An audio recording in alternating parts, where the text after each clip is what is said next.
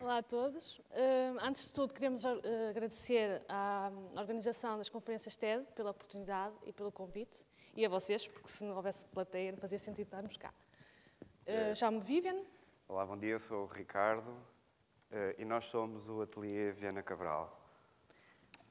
Nós vamos apresentar alguns slides que vão falar sobre o nosso conceito de trabalho, que é o projeto do Cineia, que no fundo é a marca de visita do nosso ateliê e que nos deu alguma notoriedade no mercado e na imprensa. Portanto, este primeiro slide retrata a manifestação. Hoje em dia está tão na moda falar sobre manifestações, não é? E todos queixamos da crise. Nós queremos, exigimos. E depois também temos a sensação de que ouvimos da rádio, ouvimos na televisão, ouvimos através das pessoas falar sobre a crise, que muitas vezes há vontade de desligar. É importante ter consciência da crise, mas também é importante desligarmos. E o melhor objeto para desligarmos da crise seria o comando, porque dá imenso jeito. Eu já tenho o meu. Imaginem, nós somos bombardeados diariamente, a televisão, etc, etc. Todos nos falam sobre a crise. Imaginem a vantagem que seria termos um supercomando que permitia desligar. Como diz a Viviane bem, não devemos esquecer, ter a consciência da crise, mas também reduzir a imensa dimensão que lhe atribuímos hoje.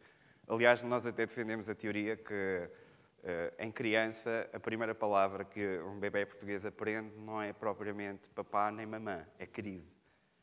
Só crise, crise, crise. Por outro lado, vamos começar agora então a falar sobre o nosso percurso profissional. Nós, há cerca de 5 anos, ao iniciarmos o nosso projeto, nós reparámos que estamos num mundo em que todos somos portadores de mensagens iguais a outros. Por exemplo, se nós perguntássemos agora a alguns de vocês para levantarem o braço, se tivessem um relógio de plástico no pulso, provavelmente a maioria de vocês teria. E, portanto, nós encontramos uma espécie de unicidade entre todas as pessoas que gerou um elemento que para nós era fundamental, ou seja, a necessidade da individualidade. E isso abriu o espaço a que nós desenvolvêssemos o nosso projeto. E reparámos que mesmo no mercado havia a necessidade da personalização, de ter realmente os projetos únicos, e havia mesmo colecionadores que queriam ter projetos distintos. Por outro lado, nós estamos inseridos numa região que tem, por um lado, tem um dos ícones da cultura portuguesa, que é o Galo de Barcelos. E o Galo de Barcelos não é só meramente um galo, é uma reprodução que há desde há centenas de anos e que tem uma interpretação visual. Se repararem nos pontinhos, aqueles pontos são uma simplificação do bordado do trajo minhoto. Ao mesmo tempo que mantemos este caráter único e extremamente expressivo e muito nosso, temos em paralelo algumas das indústrias mais inovadoras do país. E então, se falarmos em termos de indústria de produção de software, estamos realmente como pontas de lança no país. Ou seja, nós, como região, nós, como Minho, conseguimos concentrar o melhor de 2 mundos num só espaço. Eu penso que saltei um. Não. Falta-me aqui um slide. Exato. Essencialmente, depois nós começámos por abordar a questão da iconografia do Alto Minho, ou seja, por exemplo, os bordados. Exatamente. Nos trajes regionais, nós aplicámos essa iconografia nas saias das nossas peças, que vocês vão ver mais para a frente, as do Cineias, e damos uma linguagem mais contemporânea ao projeto.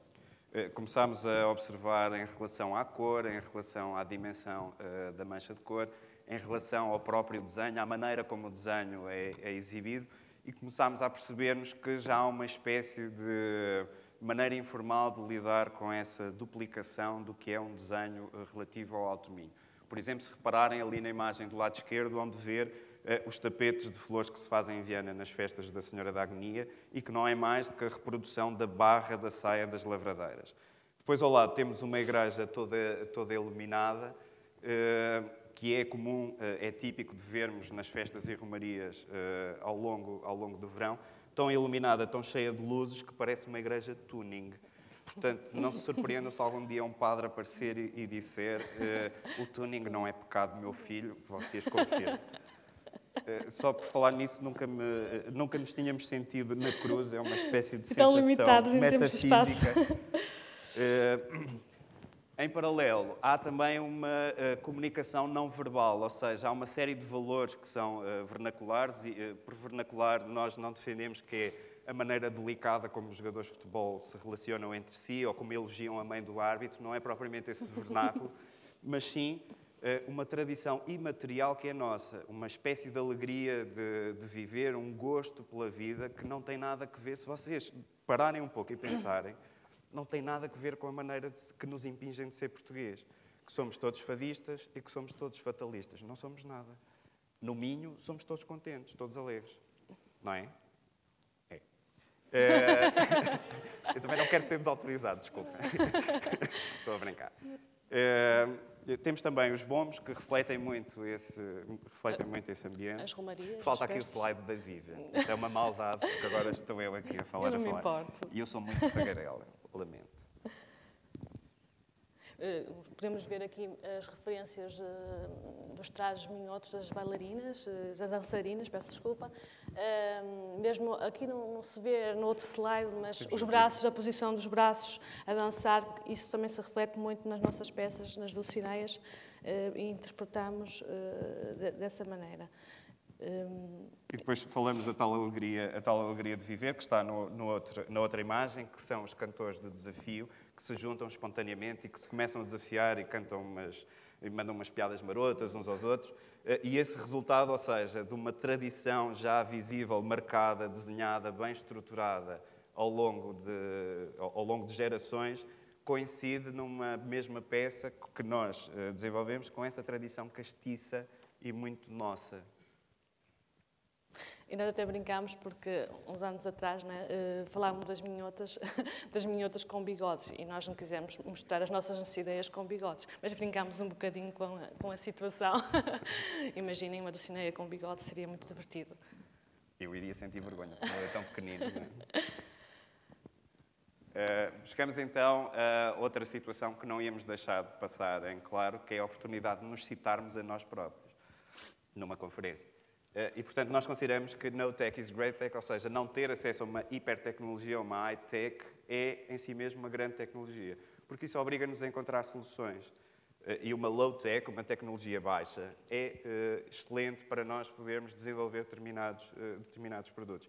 E foi isso que nós fizemos. Portanto, nós fomos beber todas estas influências que há na região do Minho e fomos transformá-las através de uma tecnologia também tipicamente minhota, mas não uma high-tech. E isso foi visto com os gigantones e cabeçudos. Exatamente, as técnicas dos cabeçudos nós aplicámos nas saias das nossas Dulcineias. Tentámos representar essa forma, essa técnica, estudámos como é que era feita a técnica dos cabeçudos e aplicámos de uma forma distinta e de uma estrutura realmente diferente, que vão ver mais para a frente na peça.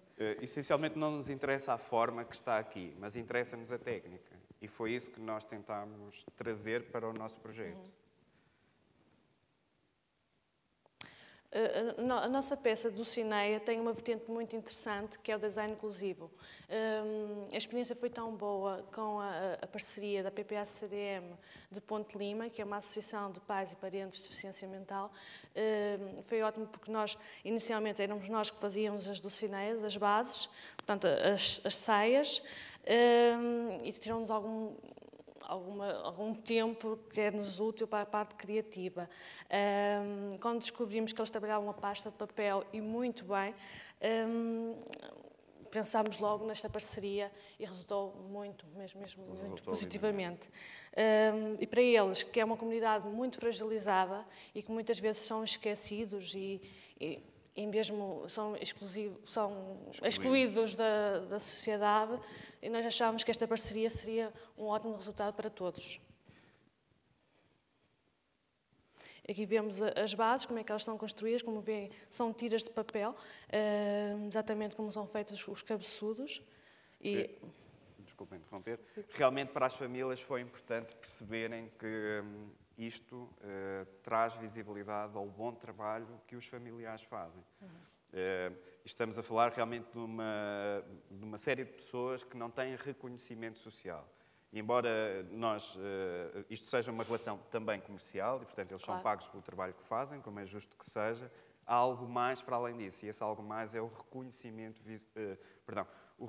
social do bom trabalho que desenvolvem. Isso não envolve só os jovens, mas também as famílias. E o facto de termos saído na imprensa e depois termos mostrado isso aos pais deles, eles nem acreditavam. Os nossos filhos são capazes de fazer esse tipo de trabalho. Estamos a falar de uma coisa muito pequena, mas que é um começo. É um começo de vários projetos. Já estamos com alguns projetos na carteira para eles fazerem. E aqui tem a Dulcineia. Aqui tem uma das Dulcineias. Com uma temática específica dos bordados. Acaba por ser também uma lavradeira. Como veem, temos aqui materializado o gesto de dançar, do Vira Minhoto. Temos os bordados no avental, simplificados e reduzidos a esta expressão simbólica. Temos o avental propriamente dito e temos a relação da cor. Ou seja, aquilo que vos falámos até agora, nós trouxemos, fomos reduzindo, fomos trabalhando até chegarmos a este resultado. Claro que não é fácil.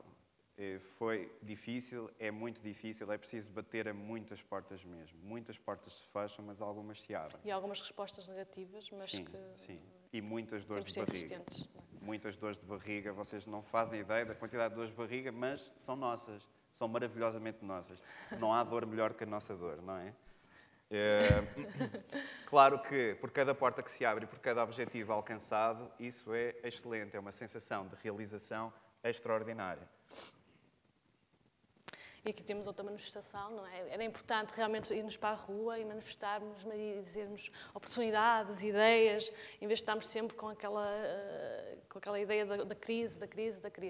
Portanto, quer dizer, chega de peditório e avançar com as boas ideias e bons resultados. Chegámos a pensar em organizar uma manifestação que fosse mesmo isso, de dizer eu consegui, eu cheguei lá, eu hei de conseguir, eu vou ultrapassar as dificuldades. Seria absolutamente genial descer à Avenida da Liberdade com cartazes desse tipo.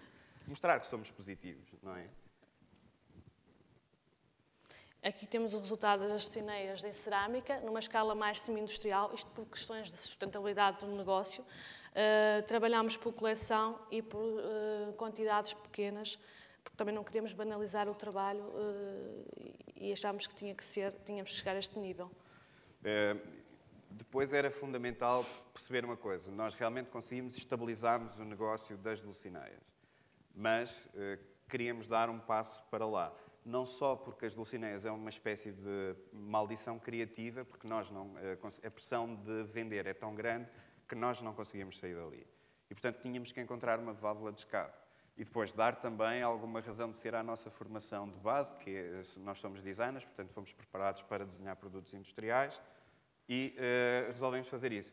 Também porque hoje em dia toda a gente fala-se muito em emigrar e de facto nós somos a favor da imigração, mas nós queremos que sejam elas a emigrar. Exatamente. Nós queremos que elas colonizem os Estados Unidos, que colonizem a Europa, o Brasil, não é? Sim, e portanto é fundamental perceber que há mercados, que existem oportunidades, mas que as oportunidades hoje temos que ser nós a gerá-las, temos que ser nós a fazê-las. Este é um objeto interessante, este é o objeto que nós quisemos mostrar para que quem quiser copiar a nossa peça, a gente dá um tiro. Estamos a brincar.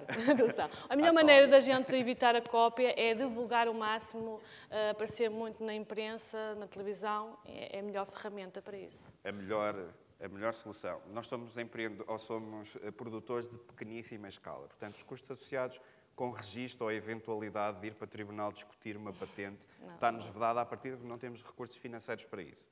A melhor maneira de limitar a cópia, é impossível parar a cópia, ela existe, não vale a pena, temos que aprender a viver com ela.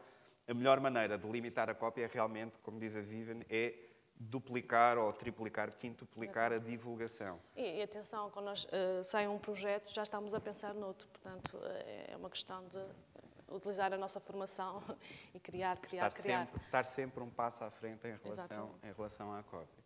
Isso é absolutamente decisivo e é o que pode fazer a diferença, não só porque as pessoas habituam-se a reconhecer as peças face àquele ambiente criador e, portanto, o consumidor depois vai procurar autenticidade, Ou, por outro lado, vai limitar as cópias, porque quando alguém apresenta a cópia, já há alguém que diz, eu sei, eu conheço, eu já vi, já aconteci. E, portanto, esta é uma ferramenta metafórica, é certo, embora por certas alturas devesse dar muito jeito. Porque tivemos esse receio inicialmente, mas agora também já ultrapassamos. Era o nosso principal receio de início, era a cópia. Nós vivíamos atemorizados com o terror de um dia alguém chegar, olha... E de aparecerem os chineses e copiarem. Essa expressão, é mesmo isso. Nós temíamos um dia entrar numa feira e estarem 2 milhões de chineses a fotografarem as peças. E as peças todas assim feitas. Mas depois fomos-nos apercebendo, na realidade, na prática, que não fazia muito sentido termos esse medo. Porque fomos avançando, fomos divulgando e, portanto, fomos ganhando o nosso espaço e garantindo o nosso processo, a fidelidade ao nosso processo. Penso que é tudo. Não sei se quiserem ver muito mais tempo pormenores, podem ir ao nosso minutos, site então também. É isso. Ainda vão ter que nos aturar mais 2 minutos. Podem consultar o nosso site, podem fazer vários likes no nosso Facebook, que é bastante simpático da vossa parte. E depois, quando estivermos no coffee break, temos todo o gosto em conversar convosco. Sabemos que muitos de vocês são designers, ou estão na área, ou estão a ter formação na área. Nós acreditamos que o caminho do design em Portugal precisa de ser mudado, porque o que nos ensinam não é propriamente o exato, ou seja, dão-nos a ideia que existe um tecido industrial altamente evoluído e muito receptivo a designers, é completamente mentira. Pois. Completamente Nós acreditamos mentira. que o futuro é mesmo estas pequenas empresas e pequenas escalas de produção. Há uma imensidão de pequeníssimas empresas que podem ser vossos parceiros, podem ser vossos aliados. Basta que vocês tenham ideias, batam a muitas portas até conseguirem chegar ao sítio certo. E depois é avançar. Porque há mesmo espaço para boas ideias. E arriscar, não é? Sim. Porque é sempre um risco, mas vale a pena. Mas depois vão ver que é completamente diferente essa dor de barriga da dor de barriga de alguém que nos manda fazer algo que nós não queremos. No fundo, sermos os desenhadores técnicos, não é? Sim. Se houver designers, já sabem, o sacrilégio é sermos chamados de desenhadores técnicos. Ou então dizerem, continua a estudar que ainda há de chegar a arquiteto, que é uma coisa miserável. Se houver arquitetos, tapem os ouvidos. Nós também achamos, façam-nos só esse favor, nós também achamos que a invenção mais importante a nível da arquitetura, nos últimos... é um arquiteto que já está a tentar bloquear. Nós achamos que a invenção mais importante a nível da arquitetura nos últimos 100 anos foi a criação da implosão. E de facto, teria dado muito jeito em muito sítio. Penso que chegámos ao fim, portanto, tchau, obrigado por nos terem aturado e até à próxima. Obrigada.